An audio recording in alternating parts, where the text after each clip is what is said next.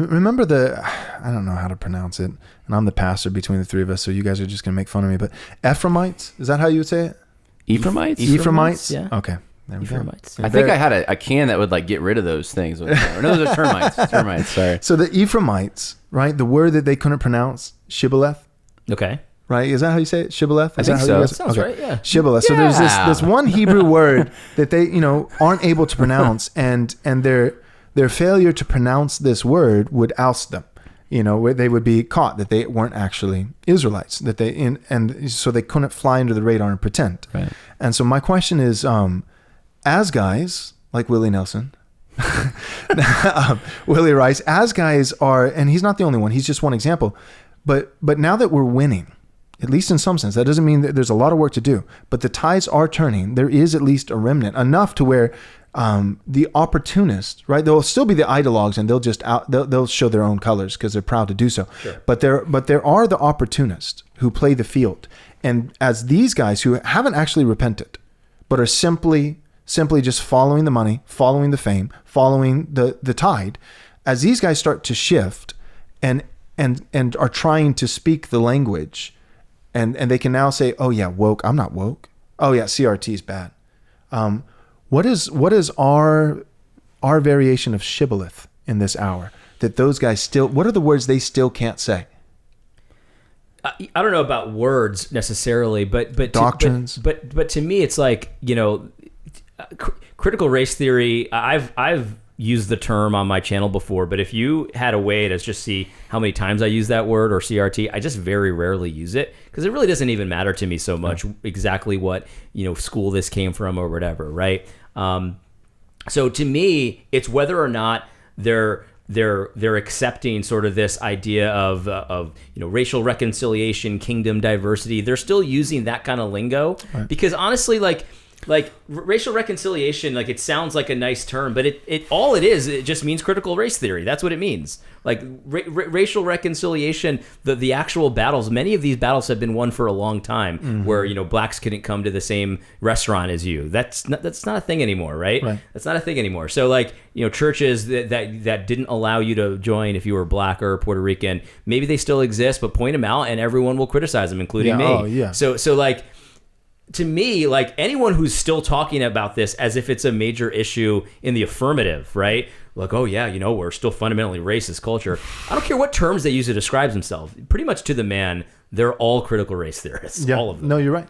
You're so absolutely right. It's not really a term. It's just that, because I have a feeling that, I don't know this about Willy Rice, but I have a feeling he'll probably still talk about stuff like that, about how we need to eliminate the disparities and things like that. Exactly. Oh yeah. Well, he's a critical race theorist. He had one sermon. So this week I have 2 podcasts dropping about him because I listened to like 5 of his sermons, and he had one where literally the first half of the sermon was 1619 Project stuff. Yeah. He literally took a sequence from Phil Vischer. I recognized it because I was like, this is the same exact order and the same exact thing Phil Vischer talks about to talk, show disparities. And then the second half of the sermon was like 1776. Like he was trying to like wed these things together in this weird way. And so like he starts off the sermon with saying like the death of George Floyd has affected all of us, and the racism in this country, right?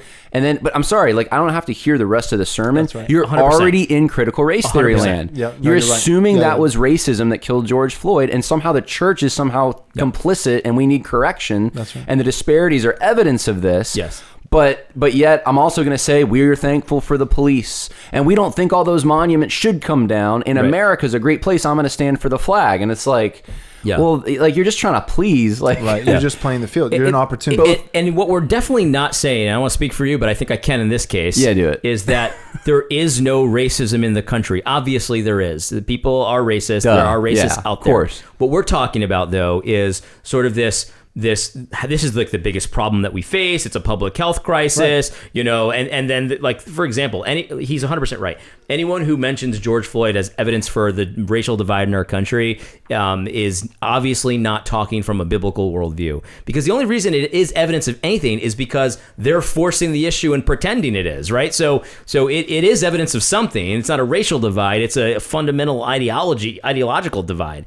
But the thing is like at this point, anyone talking about this that's not critical of it and saying, and fighting against this kind of stuff, I'm sorry, but they're embracing critical race theory on some level, and most of them whole cloth. Mm-hmm. Yep, no, I completely agree. I mean, I think asking, because another way you can rephrase the question you asked is, okay. Well, yeah, you guys are answering it perfectly, just the opposite side, which is super helpful. You're saying these are like, instead of, there are certain good words that they can't say, which is kind of like the way I phrased the question, but you guys are saying there are bad things that they still say. Every time I've ever heard somebody say, this guy talks about systemic racism, but they do it the right way. Every single time I've heard that, they do it exactly like everybody does. Yeah. They use different words. Can I give you an example of that? So at Liberty University, there was a professor of evangelism that was teaching a class and using the curriculum that they were providing for him, and it had a term in it it was cultural awareness. Cultural intelligence. Sorry, cultural intelligence. And I'm like, well, I've never heard that term before. And this is right when critical race theory is kind of like not really that. You shouldn't really say that, right? It's out of vogue. People's antennas go up, but like cultural intelligence, like they'll never suspect. So I was looking at the curriculum because there was a student in the class who gave it to me, and I'm like, well, this is just like the same racial reconciliation stuff repackaged for this new term. And then I remember I did a podcast on it, and I got, people from the school were mad at me, like I didn't understand what he was really saying, like the whole 9 yards that I'm used to. And then all of a sudden, I heard the term pop up in a Crew Lenses Institute video. They're doing this whole thing, and it's blatantly pro-critical race theory, and they start using this term cultural intelligence. And then I think it was after that I saw an ERLC piece, and it was using the phrase cultural intelligence, and I was like, wait a minute, is this the new word? Is this right. They're switching because the other, and that's what the left does so often. Now everyone's motivated about critical race theory. The left is on to something else. Right. They're always 2 steps ahead. And so you have to, I think what AD's saying is absolutely true. And you have to understand, what do they actually believe, conceptually? Right. So a good question maybe would be something like, do we get a better interpretation of reality and the Bible in particular, the more diverse perspectives represented in the interpretation process? That's a good question. It's a trap question. I like it. Yeah, and these guys could lie. They could. Right. We're assuming consistency in even asking a question, but that would get more at the heart of it. You could ask hey, does this disparity in healthcare and I don't know, you could list all sorts of other things, income. Does that necessarily mean it's an issue of justice? Right. If someone says that that's a justice issue, then automatically okay, you're wrong. Then that's just not what the Bible tells us. So you just have to be really, I think, shrewd in thinking through these questions. And if you have a pastoral candidate coming in, and you want to test them on these things, you're just gonna. I did an episode where I had 10 of them, 10 questions I came up with to I remember that. Yeah. So just think through what would be a good question in whatever moment we're in. Yep. That would get to the heart of the issue. I think keeping it open ended would be good too. Are racial disparities a problem, or are they sinful? And if so, why, kind of thing. Because honestly, keeping it open ended, don't help him out. You would be he's gonna have to say, if he's woke, he's gonna have to say yes. I'm interested in the explanation, right? Because that'll tell you everything you need to know. You know what I mean? If it's yes, but sometimes these things happen. Okay, that's one thing. But if it's yes, any explanation that he gives is very likely going to be very woke. Now I could be wrong. Maybe they have a good explanation, and that's fine. It'd be the first time I've ever heard one. But there you go. I mean. This thought just came to me. What here would be maybe a good idea for a pastoral search committee if you give them a document to fill out. Give them scenarios to navigate, real church scenarios. Okay, you have a girl comes to you, says they're abused by someone in the church. Do you just walk us through how do you handle this scenario? Do you believe them immediately? Do you what do you do? Do you call the police? Do you and you may come up with other scenarios and these are real scenarios I'm thinking of. Someone comes into your church, a family that says, hey, it's racist to sing these Anglican these Anglo hymns, which is a real situation. Sure. That the pastor told me about. What do you do? Do you cater to their preference just because they're and why would you cater to they have to think through this, and that's going to reveal the assumptions. So that's a really good point. And the other thing too is whether or not they know the terms when they explain themselves, you're going to know where their foundations are. Because the thing is, a lot of times people are well, I've never even read a critical race theory book. It's well, you understand, you can be influenced by an ideology that you can't identify. We all can be. Yeah, I mean, yeah. even I can be. We have to be humble about this. Like we could be the way we think through things can be affected by a system of thinking that we couldn't even name. We if all we have asked us. presuppositions, and we're not You know what I aware mean? of all of them. So I think, keeping it open-ended and I don't even know how we got on this topic, but keeping it open-ended It was is the Shibboleth question. there it is. That's right. That's It's a what it was, legitimate yeah. question. Yeah.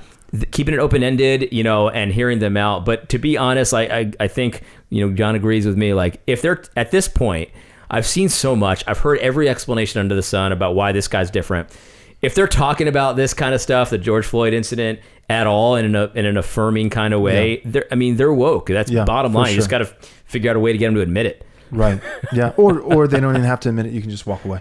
Or you can just walk away and just say walk no. away. That's a possibility too. With that being said, though, I think that's just one of the difficulties is people are trying to find church. And I think some people have milked it a little bit. Guys who we would agree with, and some of you may be listening to this and you've made YouTube your church. You've made Gab your church. And you agree with us and we agree with you. And we're thankful for your support. But all three of us would say, you need to go to church. Absolutely. You need to get in a church. Absolutely. And I think some people are kind of like, well, the church has discredited itself. And yes, it has. All those things, we sympathize, we agree. But you need to get in a church. And I think part of the difficulty is people just are struggling finding a church because it's like, there's just, the dust is still settling and we're still looking. That's why I'm saying, like, are there good words that we can use that the woke won't be able to articulate, right? Are there, because that's what we've had in the past, right? So with the reform, non-reform divide, any church that had on their website, we're Calvinist or we're reformed, there were people who hated you could just fly reformed the theology. Confederate flag. That'll go away. Yeah, no, you're right. Yeah, that could be it. One thing that I do is I'll try to use the word patriarchy. Like, because there's not a lot of guys who will say I'm patriarchal, and that immediately it's like, well, what does that have to do with That's the a woke good thing? point. But that helps to like. That's a good word. So what are the identifying, like, because like Driscoll back in the day, right? So with Acts 29, like despite faults and strengths, I'm kind of torn on Driscoll. I like a lot of stuff about him and don't like some stuff. But the point, and what I think all three of us would agree is that Christianity today, Driscoll doesn't need to be tried by a bunch of feminists. So whoever whatever he did that's wrong, Christianity today is not in the place. This is why I like coming on your judge him. show, because you're the one who gets in trouble, not me. You're going to anyways, get in trouble for your laugh. By Your agreeable laugh, AD. Yeah, By what's it? comparison, Right. I'm reasonable. Russell Moore and Beth Moore, the sisters, two sisters. But anyways, so all that being said, like, Driscoll had a flag and we weren't even sure what it was. You know what I mean? There weren't Sure. actual terms. It was just like, we knew he was a Calvinist. Yeah. But then there were intangibles that we couldn't even articulate, but that we knew this is who he is. And if you're a part of his network, right? And it can become too all about one man or whatever. But if you're a part of his network, I can expect, if I like these things and I think these things matter, I can expect to find these things. Instead of trying 20 churches over the course of 3 years, I can find a church that is Acts 29, a part of Driscoll's network, and expect to have some.